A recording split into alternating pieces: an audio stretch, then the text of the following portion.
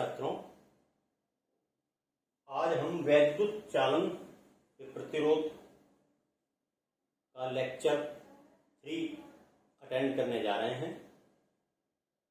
पहले 2 लेक्चर्स में हमने वैद्युत का चालन द्रवों, ठोस और गैसों में पढ़ा है और थोड़ा सा इंट्रोडक्शन हमने वैद्युत धारा की परिभाषा और मात्रकों के बारे में किया था। आज हम इस चैप्टर के तीसरे लेक्चर में ओम के नियम का अध्ययन करने जा रहे हैं। ओम का नियम जॉर्ज साइमन ओम एक जर्मन साइंटिस्ट थे, उनके द्वारा सन 1828 में प्रतिपादित किया गया था। ओम का नियम किसी भी चालक के सिरों पर यदि हम कोई विभवांतर लगाएं, देखिए हम पिछले लेक्चर्स में पढ़ चुके हैं, यदि किसी चालक के सिरों पर, जैसे ये कोई चालक तार है मान लेते हैं और इसके सिरों पर हम एक विभवांतर लगाएं,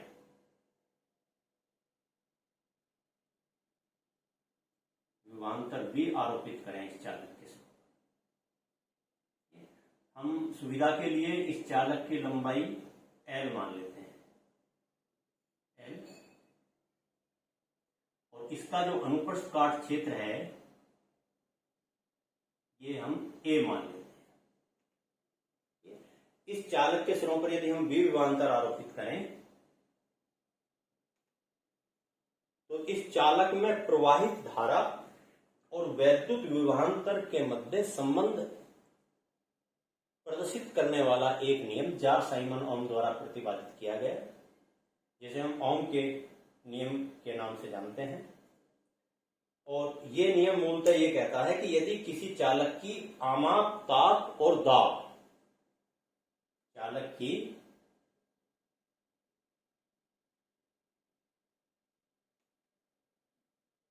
आमाप का मतलब उसकी लंबाई, चौड़ाई, अनुप्रस्थ काट क्षेत्र आदि, आमाप, ताप, दाब एटसेट्रा। यदि हम किसी चालक के आमाप, ताप और दाब नियत रखें अर्थात उसकी भौतिक अवस्था नियत रखें, तो चालक के सिरों पर उत्पन्न विभवांतर और उसमें प्रवाहित धारा दोनों एक दूसरे के अनुक्रमानुपाती होते हैं। मैं फिर दोबारा रिपीट कर रहा हूं, चालक की भौतिक अवस्थाएं अर्थात आमाप, ताप और दाब नियत होने पर चालक के सिरों पर आरोपित विभवांतर और उसमें प्रवाहित धारा एक दूसरे के अनुक्रमानुपाती होते हैं अर्थात V प्रोपोर्शनल टू I। इसे हम ओम के नियम के नाम से जानते हैं। यदि हम प्रोपोर्शनल चिन्ह हटाएंगे तो आप पहले से फिजिक्स में पढ़ते आ रहे हैं कि प्रोपोर्शनल चिन्ह हटाने पर समानुपाती नियतांक R आ जाएगा। यहां पर R जो है एक प्रोपोर्शनल कांस्टेंट या समानुपाती नियतांक है।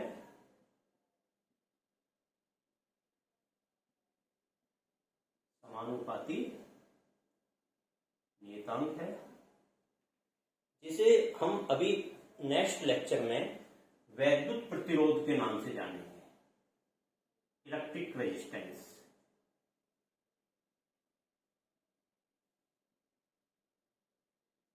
वैद्युत प्रतिरोध के नाम से हम इसे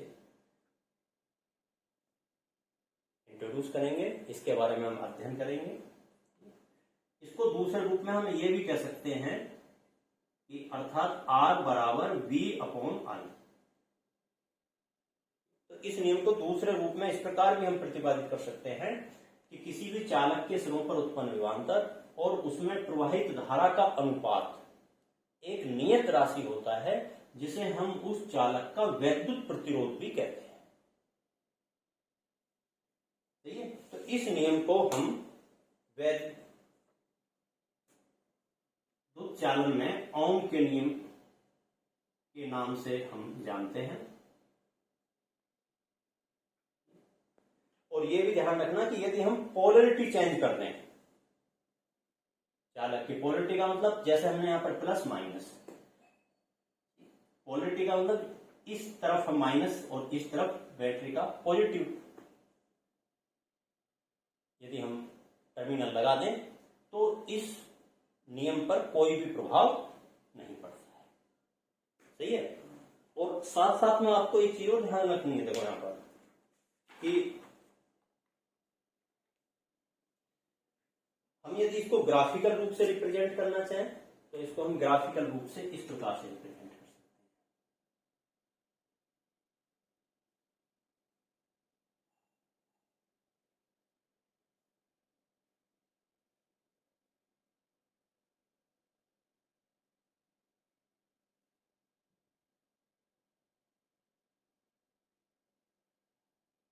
V और I, ठीक है। यदि हम इसमें ग्राफ खींचें तो ये नियम ये कहता है कि ये ग्राफ एक सीधी रेखा है। वैसे सामान्य अवस्था में सामान्य चालक के लिए इससे थोड़ा सा वेरिएशन देखने को मिल जाता है। वेरिएशन का मतलब जैसे हमने ये सीधी लाइन दिखाया तो ऐसा नहीं कि थोड़ा सा इसमें जो, यदि हम एक्चुअल ग्राफ खींचें इसका, यदि हम वास्तव में खींचेंगे तो वो इस प्रकार से आएगा।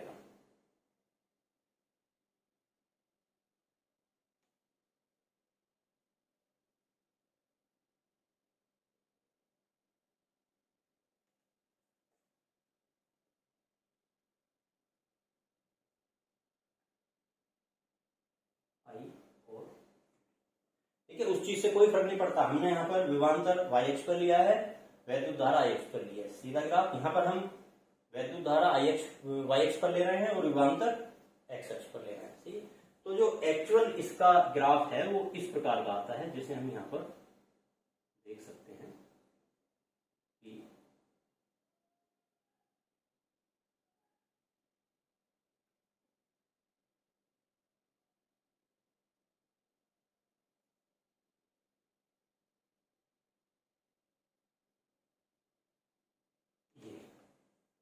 थोड़ा सा वेरिएशन आएगा। और जैसे जैसे टेम्परेचर चालक का बढ़ता चला जाएगा वैसे वैसे वेरिएशन और ज्यादा बढ़ता चला जाएगा, क्योंकि अभी हम आगे पढ़ेंगे, क्योंकि उसका वैद्युत प्रतिरोध चेंज होता चला जाता है ये ताप बढ़ने पर। और एक्चुअल में यदि हम देखें तो ये ग्राफ आना चाहिए था सीधा, लीनियर। यदि हम देखेंगे तो सामान्यतः थोड़ा सा वेरिएशन आ जाता है। और यदि हम इस ग्राफ को पोलरिटी चेंज करके नेगेटिव भी, और तो धारा की दिशा भी परिवर्तित हो जाएगी और उस दिशा में ग्राफ नीचे की दिशा में इस प्रकार से, ये मेरा पोलरिटी चेंज से मतलब था। ओके, एक चीज और आप ध्यान रखेंगे यहाँ पर कि जैसे ये वाला ग्राफ है V और I में, तो इस ग्राफ का जो ढाल है, स्लोप, वो रिप्रेजेंट करेगा delta V upon delta I को, और ये बराबर होगा वैद्युत प्रतिरोध के। किसी पर्टिकुलर पॉइंट पर हम V बटे I का वैल्यू निकालेंगे तो वो भी R आएगा, क्योंकि ये लीनियर ग्राफ है। तो इसमें हम डेल्टा V बटे डेल्टा I निकालें या V बटे I निकालें, दोनों के लिए एक समान वैल्यू आएगी, और इसे हम स्थैतिक वैद्युत प्रतिरोध कहेंगे। कई बार ऐसा होता है कि वक्राकार भाग आ जाता है यहाँ पर, ये जैसे इस प्रकार से यहाँ पर दिखाया है। यहाँ पर वैद्युत प्रतिरोध इस ग्राफ के ढाल के व्यक्तक्रम के बराबर होगा। ये अच्छी तरह समझ लें कि आप ये देख लें कि ग्राफ किस किस के बीच में, यदि हम ग्राफ में वैद्युत विभवांतर y अक्ष पर लिया गया है तो हम सीधा सीधा कह देंगे कि विभवांतर और वैद्युत धारा के बीच का जो ग्राफ है उसका ढाल जो है वैद्युत प्रतिरोध को प्रदर्शित करता है। और यदि हमने वैद्युत विभवांतर x अक्ष पर और वैद्युत धारा को y अक्ष पर लिया हुआ है तो फिर हम कहेंगे कि इस ग्राफ के ढाल का व्यक्तक्रम प्रतिरोध को प्रदर्शित करता है, क्योंकि इस ग्राफ के ढाल को यदि हम देखें तो यहां पर ढाल बराबर होगा डेल्टा I बटे डेल्टा V, स्लोप, ये होगा इसका स्लोप। ठीक है, तो यहां पर जो वैद्युत प्रतिरोध हो जाएगा वो 1 अपॉन स्लोप ऑफ ग्राफ,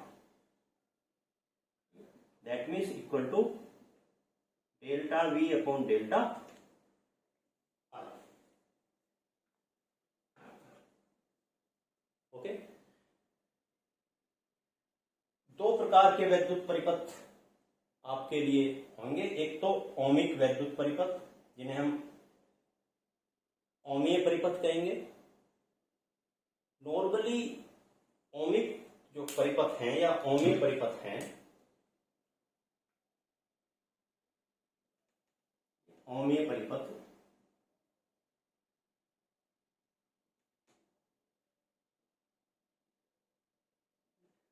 जो सामान्य चालक परिपथ होते हैं वो ओमीय परिपथ होते हैं वैसे, ठीक है। यदि हम उसमें सामान्य चालक परिपथ में वैद्युत बल्ब का फिलामेंट लें तो वहां पर ओम के नियम से वेरिएशन देखने को मिलेगा, क्योंकि टेम्परेचर बहुत हाई हो जाता है और हाई टेम्परेचर पर रेजिस्टेंस चेंज हो जाता है। दूसरा हम देखेंगे अनओमीय परिपथ।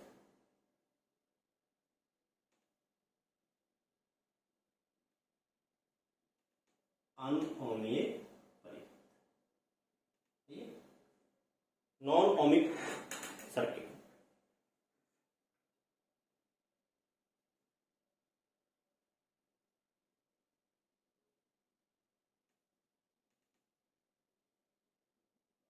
नॉन ओमिक जो वैद्युत परिपथ ओम के नियम की पालना नहीं करते, अर्थात जहां पर विभवांतर और प्रवाहित धारा एक दूसरे के अनुक्रमानुपाती नहीं होते, उन परिपथों को हम अनओमीय परिपथ कहते हैं। वहां पर जो ये रेखिक संबंध है वो अरेखिक हो जाता है। जैसे वैद्युत अपघटन, यदि हम एग्जाम्पल देखना चाहें तो वैद्युत अपघटन में जो चालन होता है वैद्युत का वो अनोमिक होता है। वैद्युत अपघटन, इलेक्ट्रोलाइट्स,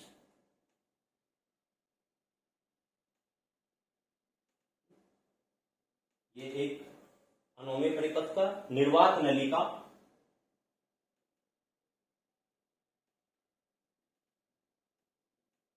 निर्वात नलिका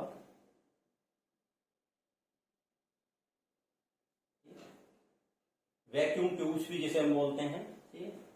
तापायनिक वाल्व,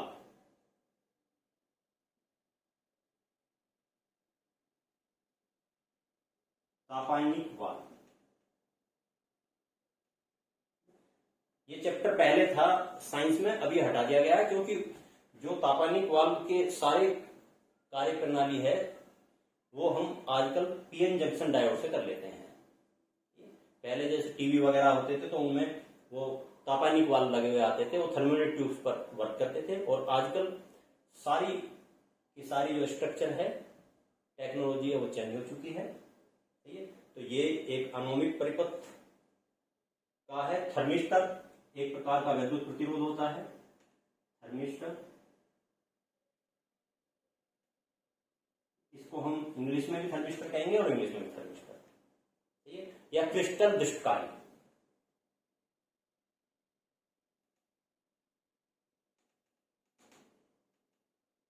क्रिस्टल दृष्टकारी, ये सभी अनओमीय परिपथ के एग्जाम्पल्स हैं।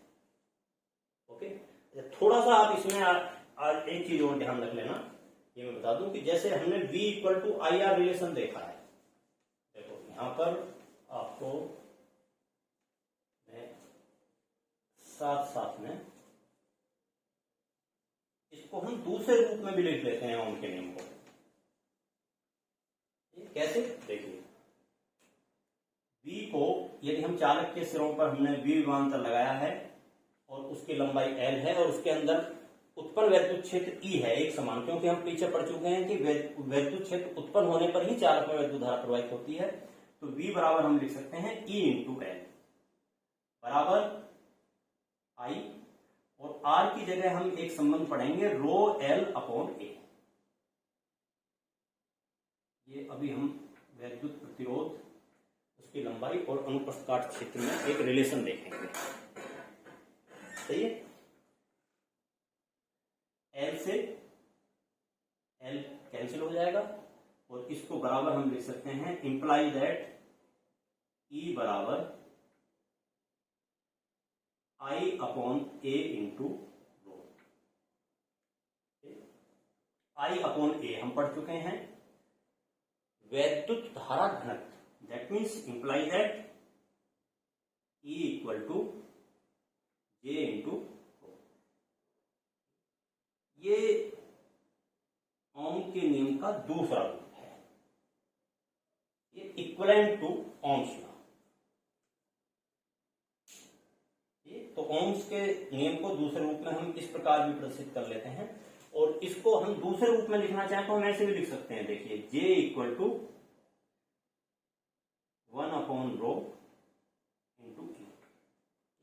ये रो जो हम यहां पर प्रदर्शित कर रहे हैं, इसे हम आगे चालकता या विशिष्ट प्रतिरोध कहेंगे, प्रतिरोधकता। तो इसको हम विशिष्ट प्रतिरोध, रो जो हम यहां पर आगे इसको हम विशिष्ट प्रतिरोध के नाम से परिचय प्राप्त करेंगे। विशिष्ट प्रतिरोध, जिसे हम वर्तमान में प्रतिरोधकता वर्ड के नाम से ज्यादा जानते हैं। प्रतिरोधकता, रेसिस्टिविटी। और ये जो 1 अपॉन रो है, इसे हम कहेंगे चालकता। तो दैट मीन्स, और सिग्मा से रिप्रेजेंट करेंगे, तो it means equal to J equal to sigma into E।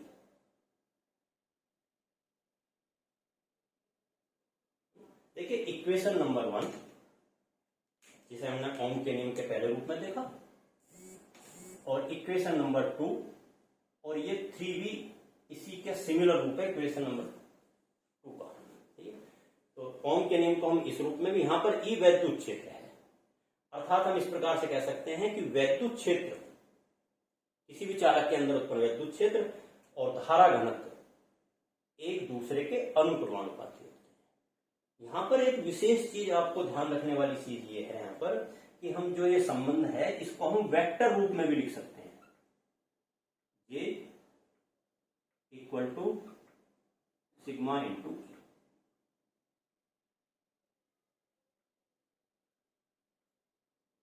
वैद्युत क्षेत्र और धारा घनत्व दोनों ही सदिश राशियां हैं, लेकिन जो पहले वाला रूप है इसको हम वेक्टर रूप में नहीं लिख सकते। तो ये आज हमने ओम के नियम का संक्षिप्त वर्णन यहां पर किया है। इसको हम 2 रूपों में प्रस्तुत करते हैं, दोनों मैंने बता दिए हैं। इससे अगले जो हम चतुर्थ लेक्चर देखेंगे, ठीक, उसमें हम इससे आगे के पार्ट का अध्ययन करेंगे। थैंक्स।